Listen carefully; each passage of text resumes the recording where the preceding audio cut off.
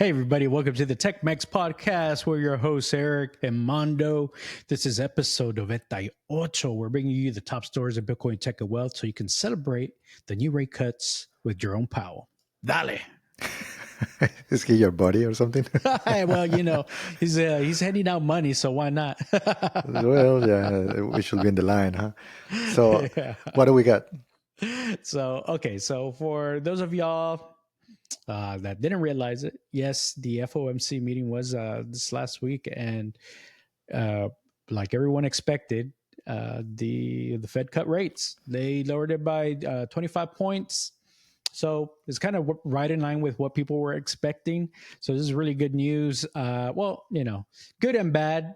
The thing is, everyone wants kind of looser, freer money and things like that, but there's also kind of consequences to that. So what do you think? What do you think about that? It's a tough one though, and it's very easy to criticize decisions, right? Because at the end of the day, we can say, "Hey, why you don't lower more, right? Like why you don't instead of 0.25, why not 0.5 or even 100 points, right?" And that's actually what the administration said. Yeah. Right. So it is tough because if it's not done properly, it actually inflation can just go bananas, right? If your Big Mac that now is $8 can go to I don't know like $16, right, for inflation. So they have to manage that properly.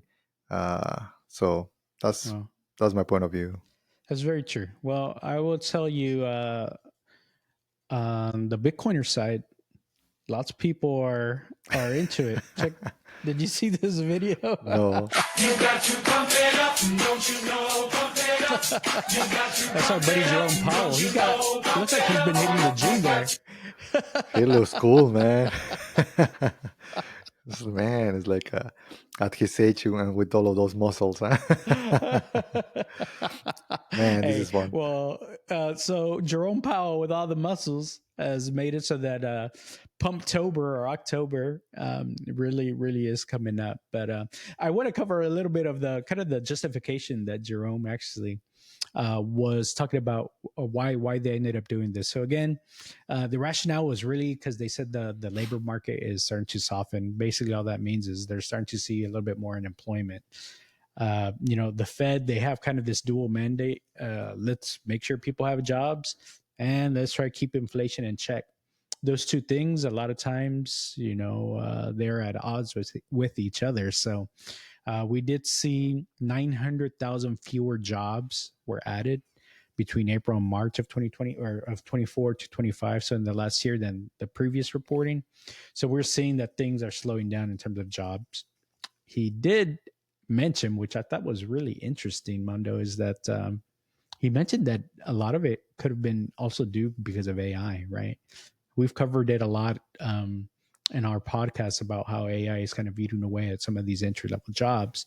And so maybe AI is playing a role here in that, yes, it's helping us out, but it's also affecting jobs, which in turn is I mean, making the rates come down. and like I said, right? So, and it's coming to white collar jobs. We thought that it would be other type of jobs, but no, you're talking about programmers, lawyers, accountants, right? Yeah. All over the place. So, uh, what's your take, right? Yeah, I mean, that's true. I think a lot of people are worried about layoffs. It's really going to be, it looks like the white collar jobs. I know recently we saw a report from the Klarna CEO, basically ringing the alarm and saying, hey, like AI really is going to start replacing a substantial amount of these white collar jobs. And right now, right, AI is not perfect. So it might be heading more towards these entry level jobs. But guess what? These are normally the jobs that like new graduates are taking, right? So usually new grads are getting these types of jobs where kind of more junior roles and things like that. Well, this is one of the things that's also impacting this jobs report is that graduates are having a hard time finding jobs. I mean, this happens a lot. It's in cycles, so it's not necessarily new, but it's just Mhm. coinciding with the time right now with AI, and then where they're trying to balance some of these job losses and with the inflation. It's kind of just kind of hitting this time right now where there's this 13% decline in employment for workers, specifically age 22 to 25. Maybe a little bit of recap for the audience that might not put some of these pieces together. The Fed, they lower the interest rates, and how sometimes boils into is that people are able to get cheaper money, right, through credit cards, mortgages, and all of that. So that enables spending. You'll see that maybe a person might try to change their car, right? Like, let's say that they want to get a new Tesla, and it's like, oh man, I'm gonna have to pay, you know, 10% of interest, right? And now it's getting caught, so it's like, oh, maybe I should buy it. Or a house, right? Like, if you want to get into a house, if you are starting I guess a new family, or in the case of maybe you want to refinance, because guess what, maybe you actually got the house and you got the high mortgage rate, so then you want to refi. So it activates the economy. That's ultimately what is happening here. Yeah. So, I mean, so all these things coupled together is kind of what went into that decision to lower the rates. But here's an interesting take, though. Like, so we see that okay, AI is perhaps getting helping with these job losses in terms of it's causing some of these job losses. Well, the current administration is also doing some of this kind of immigration work, and it's they're retooling, I guess, how they do some of these work visas too. So I know we saw, I think, just announced this week that they're adding a fee for H-1B visa holders. You heard about this too, Mando, right? Dude, it's like I mean, I'm in tech, right? And a lot of the techies, they are foreigners. It's like you see that I was looking into the chart for H-1B visa holders, and number one is Indians. So about 72% they are people from India. The number two is Chinese, and it's about 12-15%. So you have almost there 85% on those visas. So right now we are seeing a push from the current administration to kind of have GTFO, Yeah, to this yeah, to this, and I think that maybe thinking it a little bit more is also probably there's the government might be seeing, okay, we are having a lot of jobs loss, and then if they put those type of measurements, because they will have to pay about the companies 100K per year. I'm pretty positive companies will not do that. It's too expensive, right? So usually, maybe if these people are getting 200K a pop plus another 100, so it's almost 30% more. They won't do it. So then, and then you have AI. Then you can have agents programming. Like Google said that they are almost 30% of their workforce is now agents, right? Writing code. Then it's tough. And I think that the government is saying, well, maybe the few jobs that we're gonna have, we're gonna try to have them internally, right, in US for Americans. yeah. So I mean, it's very interesting how all these things end up kind of tying in together, right? $100,000 a year. That's not a small amount that a job is going to have to, or an employer is going to have to say, okay, are you worth me spending an extra $100,000 to keep you around? But on the flip side, of course, maybe that will help with some of these employment numbers that the Fed is seeing, right? Uh, more Americans will be able to maybe take these jobs, and they'll be a little bit more competitive. Because I guess the thought about a lot of tech companies hiring international folks is that uh, normally they're probably cheaper than hiring someone here from the US. So this maybe levels the playing field a little bit, and maybe then some. Like they still save if they hire an American. So I think they're maybe, I don't know if it's going to be permanent, or maybe they're going to find a sweet spot. But I think this kind of ensures that an employer is really hiring someone internationally out of need, not necessarily just because it's cheaper. So I think that 100K right there might allow for that. But in any case, are you going to say something, Yeah, Mando? it is abrupt because usually the reason why we have been hiring people from international and immigrants is because the talent or the school, we are not outputting that many here, right? So that would be tough, where like crap, we need AI people that they know AI, and suddenly we don't have them yet, right? So whether we accelerate some sort of education internally, right, to have that training, whatever it is, it just feels abrupt, like overnight. And I get it, right? They're trying to see these variables, but yeah, it's tough. It was not planned properly, in my opinion. Yeah. I mean, we've kind of seen that these things are kind of rolled out and this catch a lot of people off guard. Yep. So, um, but it did, it does feed into the justification about lowering the rates and things like that. So, we did see Jerome Powell. He's been working out for Pumptober. I did want to show you guys the chart here for Bitcoin in particular. So we see that monthly returns here coming up in October. If you notice this column here, October on the right side, there's a lot of green usually in October. So a lot of people were already expecting October to be a positive month in terms of returns for Bitcoin. As you can see, on average, it's around 21%, almost 22%. Now, here's the thing. Now, on top of that, add on a lowering of rates, which tends to fuel a lot of more Bitcoin and crypto investing. I could see that really like pumping up those numbers a little bit. These might be rookie numbers. We're talking about pumping up these numbers a little bit higher. So, you never know. October is looking to be kind of a little bit more of a upwards momentum, perhaps for Bitcoin. A lot of people are thinking it might hit close to the 200K mark. Thoughts on that? I mean, based on the predictions that we did, and again, we are just doodles on the internet. Do not listen to us. We don't know nothing. So in November, we should be hovering 150. So either way, if we get to 200 or even 150, right? No objections. Yeah. Hey, I thought by November we would be around the 180 mark. If we overshoot it, I love it. So we'll see. Here's the thing, though. I seen like in some ways the cycle has been the same, but in other ways it's been a little bit different. So we haven't seen as big drawdowns as what we might normally see. I think the highest has been between maybe 20 and 30%, where normally we would see over 50% drawdown. So we are seeing a little bit of a muted effect there. So I'm not sure. I'm sure the new ETFs and all the institutional investing is affecting that. So now I'm curious to see how it's going to affect the upside, if it's also going to be muted or if it'll kind of charge it up even more. I I'm don't not too think that will sure. be muted on the upside because I don't feel the Degens and crypto bros coming yet. Like Yeah. like when your Uber driver is telling you you need to buy Bitcoin. Yeah, that's true. I haven't seen that. So right now, ETFs are piling up, right? So about almost 10% of the supply.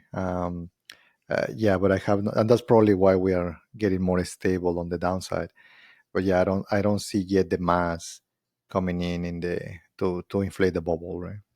Yeah, that's true. So that's what I'm thinking too. I don't I think the on Google the keyword search for Bitcoin is not spiking like it usually does on the below off top. So I don't think we're gonna I think we're gonna see something slightly different. I'm not sure if we're gonna break the 4-year cycle that we've done, typically, but we're gonna find out. This would be the first time if it does begin to act even more different because it's already done slightly different things. Mhm. Um, so we'll see. Anyways, so in general, if you're looking to refi, you're going to see some lower rates. And by the way, they're saying that more than likely we're going to probably see another 2 more rate cuts this year. So probably another 50 basis points that we're going to see lower. So uh, if you're looking to try to do a refi, get lower rates, now might be the time. Look into your HELOCs, try and see what's going on. See if you have a chance to invest as these cryptos seem to have some help here with the lower rates. Yeah, I mean, sometimes we discuss a little bit of strategies on investing and sometimes what we do. And in these seasons, we might even want to leverage, right? So if sales are pushing the boat right forward, then why not to use like free money, right? So don't over leverage. Make sure that you are using it, properly, and that you're able to. Cautiously. Yes, because sometimes I see people using margin, and they like, well, the broker will lend me 2x, 3x of my, or even 5x of my money. Yeah, but also the broker can just call you out, right? Like, and whenever they need to or want to. Yeah. So be careful there. Yeah, you got to be able to unwind instantly.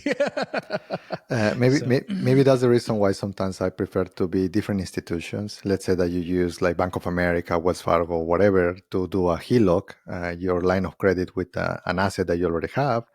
Then you grab that money, put it onto the market, instead of using margin. You're still leveraging, but you have the ability to just pay. Usually, regular banks, they ask you to just do it monthly monthly payments. payment, right? So that way, you at least you have 30 days to be able to get the cash from other ways.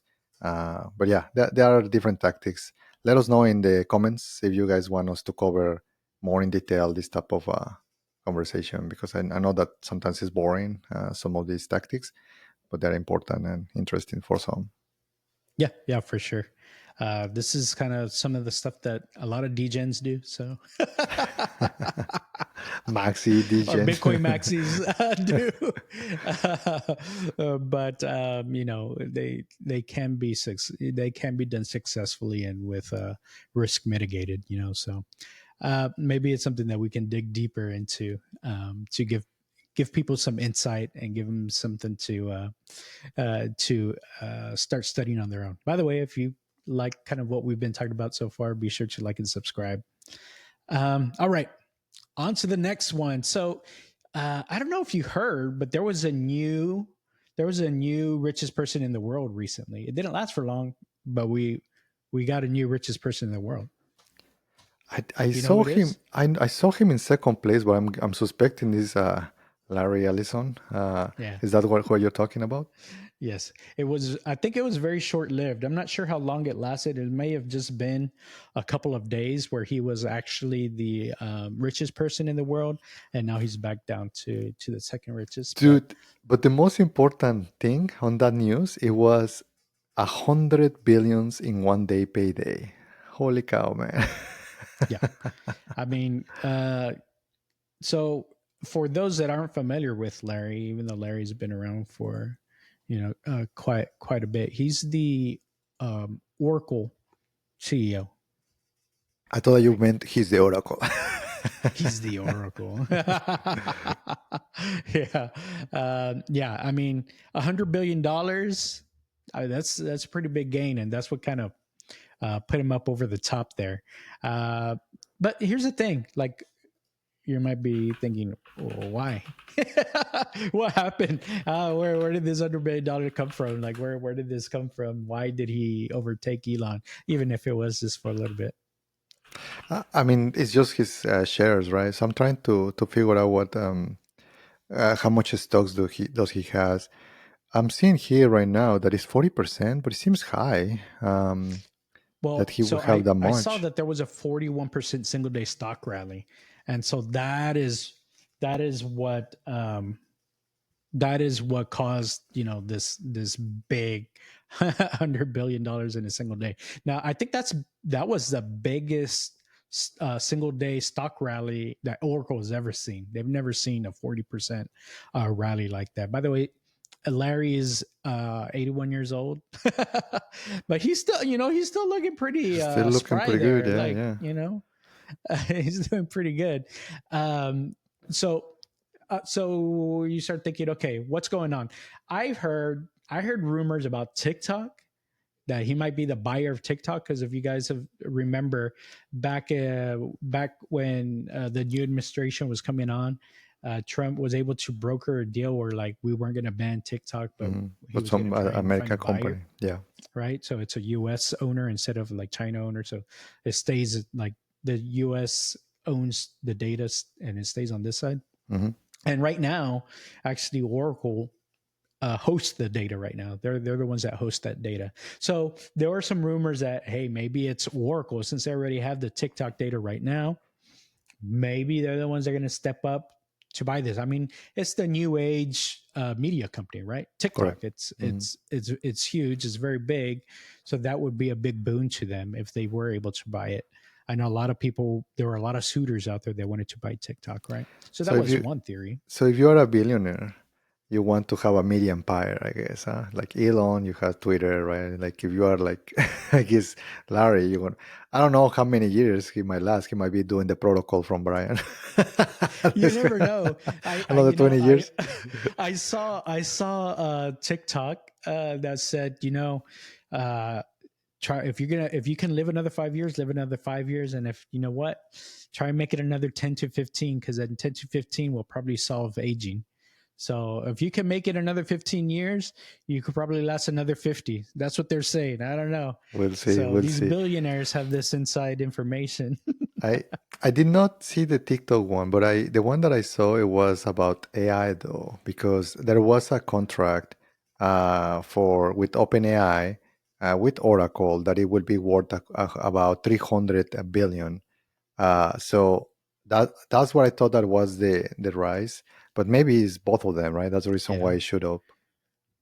Yeah, it could be both. I mean, I think the Stargate one, I think this came out of the open AI talks, right? Remember Mm. when Sam Altman said, "I need $7 trillion," and everyone was like, "Hey, calm down, man, calm down, Sam." We can do 300 billion, and that's kind of what they ended up with. But of course, right now, the with the AI race that's going on, you need all the infrastructure to support that. So I know Mando and I were talking about there's a lot of opportunities right now. There's a lot of people building these data centers to help support AI, things like that. The Stargate stuff, this is just another one of those bets, but it's just a very big one, $300 billion, and Oracle is right in the middle of that. I mean it, and that's sometimes you see these people that you hear them not getting retired, which is interesting, right? How these billionaires, because sometimes our friends that are wealthy is like, well, I'm gonna retire. We have a friend. I'm not gonna dox his name, but he retired at 42, I think. It's like About there. Uh-huh. so, and some others at 45. So I'm. I don't know. I'm more in the camp like these guys, right? Like I want to be in the arena, maybe not grinding it every day, right? But I don't know. I prefer that. I prefer the Warren Buffett, the Bezos, right? Just playing with your in your yard, right? Like all of Yeah. that. But still, they are they are very active in their companies, and obviously Elon is also kind of the So an maniac extreme. Yeah, extreme, right? that's an Not extreme only right one there. company, it's like you have like Yeah, like many seven companies. or something. Yep, and populating the planet, I guess. Yeah, he's a busy guy. So, I mean, yeah, for sure. I mean, 81, he's still going strong. He's still making deals. So that's pretty cool. But yeah, I know we've talked about it, like how in the post AI, post labor economics, will people just all become lazy and not want to do anything? I don't think so. But maybe maybe they will. But I Let's do an episode on post economics because that's something that's a word that is going to be more often because whether it mhm. happens through AI forces you Yes. or you want to retire, right? So it's like literally they are calling that the post economics, right? After you already reach out a level of comfort where you can retire. Uh-huh. Uh, it used to be the fat, right? That was the term that fat fire, right? Like Oh yeah, or fat fire, right? fire, lean fire, Like chubby barista, fire, barista, barista fire, Home Depot fire, right? Home Depot fire. Okay. And we've mentioned these before, but basically there's different levels of fire. Fire being financial independence, retire early, Retire, right? yeah. So that there's different levels. Some people are saying, "Hey, I'm okay still working at a coffee shop as long as I don't have to like have a stressful day job every day. I'm okay doing that a few days a week or doing it part time. That's still retirement for them." Fat fire, those are the people that usually have 20 million plus. Well, their definitions may be a little bit lower, but it just depends where you live, right? Hmm. 5 million only goes so far in San Francisco, right? Maybe close to 20 million. But in any case, these are the folks that really are doing, your 2 month long safari vacations and stuff like that, and spending 100K on a trip, and uh, that's more the fat fire crowd. So you find Hmm. out where you want to be in that. Uh, in those levels of firing, and then you can start kind of working backwards to when you can. But yep, even from a long time, we're exposed to that, right?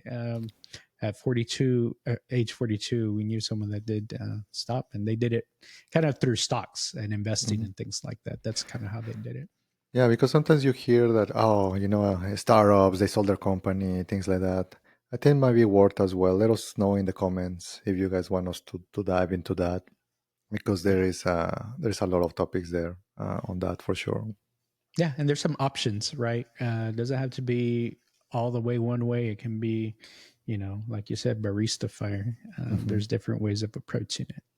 But it looks like Larry, I mean, he's got everything he needs anyways. So it looks like he's still in the game, and he made it to the top, richest person in the world, even if it was for a day. You know what brought it down though? Like, the stock jumped up 40%. Then Uh-huh. people realized, you saw the MIT study. It was MIT study that said most AI investments are not panning out. Like 90% of them aren't panning out. They're not really working out. They're you know spending more money than they're getting output. MIT did that, and that spooked a lot of people. Mm. And so I think that's like, okay, are we in an AI bubble? Because everyone's going all in on AI. Is this going to be a bubble? I mean, bubbles are people's favorite thing. They think everything's a bubble, right? Truth is, some things work, some things don't, but it's usually something in the middle. I I still see a lot of growth in AI. I don't think it's really quite a bubble. r- Regarding the bubbles, I saw a study that explained the nature of the bubbles, and it's not necessarily that everybody was wrong. It's just the different time frames for people. So because some people want to just, let's say, like in Bitcoin, right? We saw this bubble and pop and again, right? It's just that they expect it to be like in couple months. It's like, I need the money now, right? So then they got Yeah. out. So, but if you will leave the investment, there is, as you said, there is a lot of more wrong way, and AI is going to be there. That's the reason why we still are building the infrastructure, because it's still very expensive to run the algorithms. And a lot of the companies that you hear, they're not making a lot of money because almost they're giving it for free, or even they're losing when somebody is using their model, their LLMs. So that's the reason why might not be profitable, and until they start building all of the proper infrastructure, so it commoditize the power, in this case, the consumption of the data centers, energy, things like that. Yes, it's true. So, I mean, a lot of money is being poured into AI, whereas like OpenAI, we're talking about this $300 billion deal that OpenAI is. They're only they're only making like 10 or 12 billion dollars a year, Mm. but yet they're trying to get this $300 billion deal off the ground. So, this is what people say. They're like, come on, they're not even profitable, or not too profitable. If they are making a profit, it's not that much. But this is the way this is the way that the Silicon Valley kind of works. That a whole VC world, they pour money into it. I know, Mando, you mentioned like a lot of these VC people, they just look to see, are you able to make $1 million in a year revenue? If that's like seems to be one of their minimal thresholds. If you Mm. can, then it's something worth investing. If not, GTFO, right? Yeah, and it comes back to even different investments. The reason why they're doing that is because they are trying to allocate capital, and those are bets that 90% of their bets are gonna flop, right? They know that they're gonna go to zero, so they calculated the numbers that will help them to be able to have some heroes. Mm. So, but yeah, the fastest in VC world, the fastest that you can get to the 1 million ARR, the better. And there are companies that they have been there in like 3 months. They're able to get that amount, so they know that they can. They are VC backable, right? Yeah, that's true. So again, also I think the lowering of the rates plays into some of this because just like OpenAI, I mean Oracle themselves also, if they're trying to, how are they going to finance all the building of this big $300 billion deal themselves if they're not even bringing in that much, right? Their revenue might only be what, maybe 25-30 billion dollars or something like that. Now they're banking on the growth, their company revenue growth to go up to maybe 140-150 billion dollars by 2030, hopefully after they've got these things built, right? Hmm. So that's their hope. So again, rates come down, companies like Oracle can get cheaper rates to get access to capital so they can go and build these data centers. So this is how it all kind of ties together, and that's why you see, as these rates continue to climb down, right? You will see bigger deals like this because now's the time. Now's the time to use capital to build and invest and create assets into the future. Man, it's just I just saw this website about the elites, right? Talking about billionaires. Mm-hmm. uh, some of the tech elites, they are building a digital nation. So I guess they could do their own interest rates, their own currency, probably crypto money, right? Like It's like I'm the captain now. basically the new citadel. But dude, look at the words that they're using. Reclaim the West. So what is making me think is like, what the heck? Are they thinking that US is perishing? That is like, it's not because they didn't say America, right? Or they didn't say Yeah. US, they just say the West. So implying that actually maybe some ideas from communism and whatever, right, might be like, hey, no, we want to protect it and reclaim the West. Very weird. The first headline is very weird. Yeah. What's your take just with that headline? It's very, very interesting. So, did you mention the name? This is Praxis, by the Praxis way. Nation, by the way, yes. Praxis Nation. If you want to go down a rabbit hole, come check them out. You know what? The thing that strikes me first, it looks like a black hole. That logo. It's like, or a different kind of black hole. I don't I know guess what is that. But it's like I did went a little bit onto to this rabbit hole, though, and that's the reason uh-huh. why I want us to discuss about it because there is people, influential people behind this. One of those is Peter Thiel, Mm-hmm. and some of the people are saying that he's the Antichrist, right? Yeah. He didn't So deny it, right? Or he's like, yes, wait, am like I? I mean, it's like Elon Musk that he said that the people say that he's an alien. It's like he said that he's an alien too, right? So and he said that nobody believes them. Might as So well lean into it. exactly, and I think that that's maybe what he's doing. He's leaning into this. But yeah, Peter Thiel, highly influential. Maybe even he was the one proposing JD Vance right into the current Mhm. administration.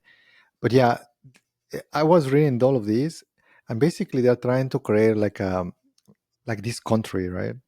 And how to accelerate different zones. And they actually want to create a city, a physical city. But right now they're starting it digitally. I guess, do Mhm. you remember that thing, Second Life? Yes, like man, that's going way back, right? They're just Yes. uh they're just recycling ideas now. It's like right now the 80s, right? They are back. Yeah.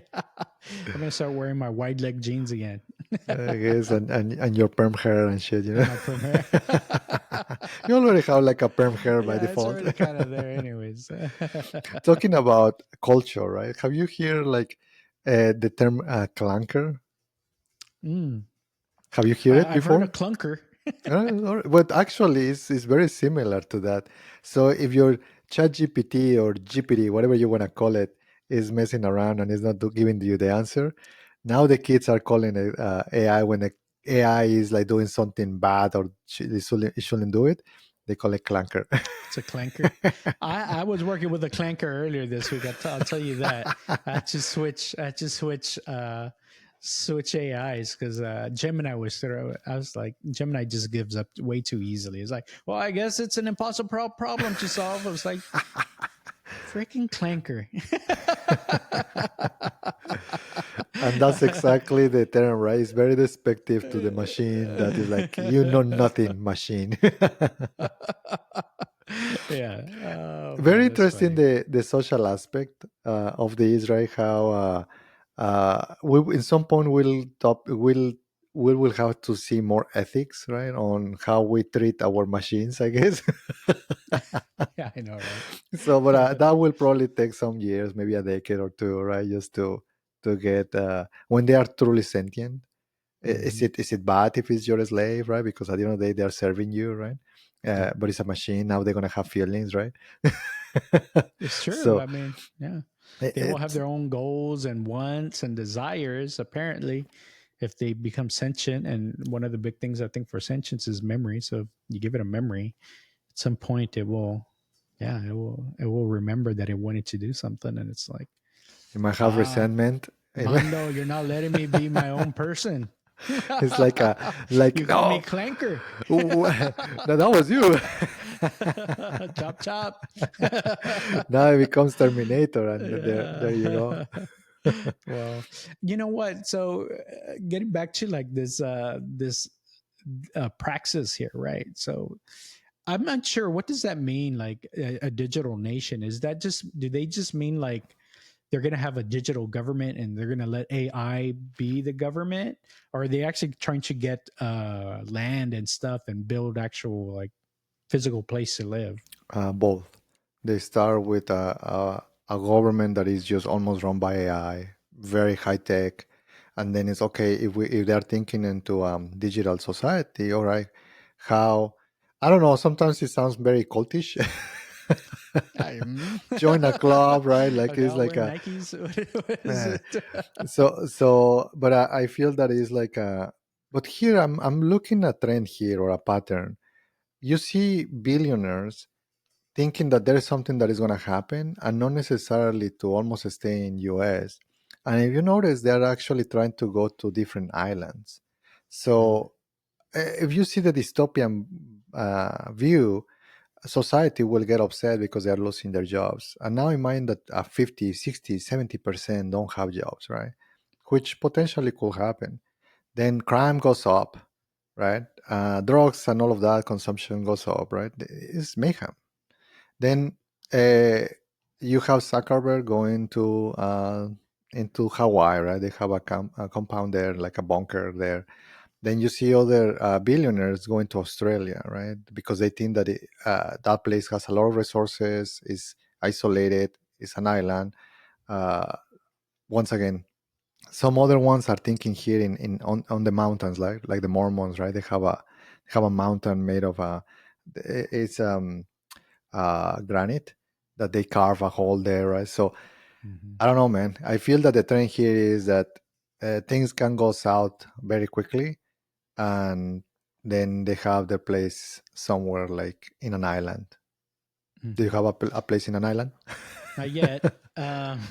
This is though. It sounds very familiar. It sounds like this whole story of the Bitcoin Citadel. Mhm. Have you heard of this story? I don't know where it came from, this, but I saw it on Reddit right years back, where they're like, okay, at some point, people that own Bitcoin are going to be like, they're going to be like some of the richest people in the world, right? And they're going to need to have their own place to live where they can be a little bit more free and not feel like they're going to be, I guess, attacked, or I don't know, Mhm. whatever the case is. But it sounds a lot like that Citadel strategy where they're going to go. They're gonna find an island, build a new society, and they're all gonna live there. And in order to get there, you need to be able to, I guess, have be able to stake, I don't know, 10 Bitcoin or something like that, and then you can become a citizen. It sounds like something like that, right? Could be, man. We will have to research more on this to see who else is in this praxis. But let me know if you become a praxis citizen, Apraxian. a praxian. Very interesting. You know what? I mean, it's kind of related, but it it seems like maybe the people that end up starting like a new colony or something on Mars or whatever, right? If Elon ends up being able to send someone to Mars here in a couple years, or of the first set of people to Mars with a bunch of robots in a couple years. I think that was his goal, 2027, because of the way where Mars is going to be close enough to Earth so that we can actually get there in a decent amount of time. It's kind of like that also, except I don't think the richest people are going to be the ones that are going to be the first to volunteer to go do that, right? So that's also kind of interesting, right? Mhm. Maybe there's going to be Praxia 1 and then Praxia 2. Praxia 2 is going to be on Mars. Who knows, man? Yeah. Yeah. I think that we have a good pod today. Yeah. Hopefully you guys like kind of this content, even this kind of silly stuff we had here at the end. It might send you down a different rabbit hole and something different than what you might have been hearing. Again, we want you to like, comment, subscribe if you haven't. We're getting closer to hitting, what's our next? I think we're aiming at 500 subscribers here. So maybe you guys can help us out, get us to the 500 mark here within the next month. That might be good. So let's see what you guys can do for us. We appreciate the feedback, and of course, if there's anything you guys want us to talk about, just let us know. If you guys are interested in Cybertruck accessories, check out our links. TechMex 22 is the discount code to try and get 22% off your Cybertruck accessories. We do appreciate that. Does help fund the channel for us, so really appreciate that. But I think that's all we got for today. Dale. Dale.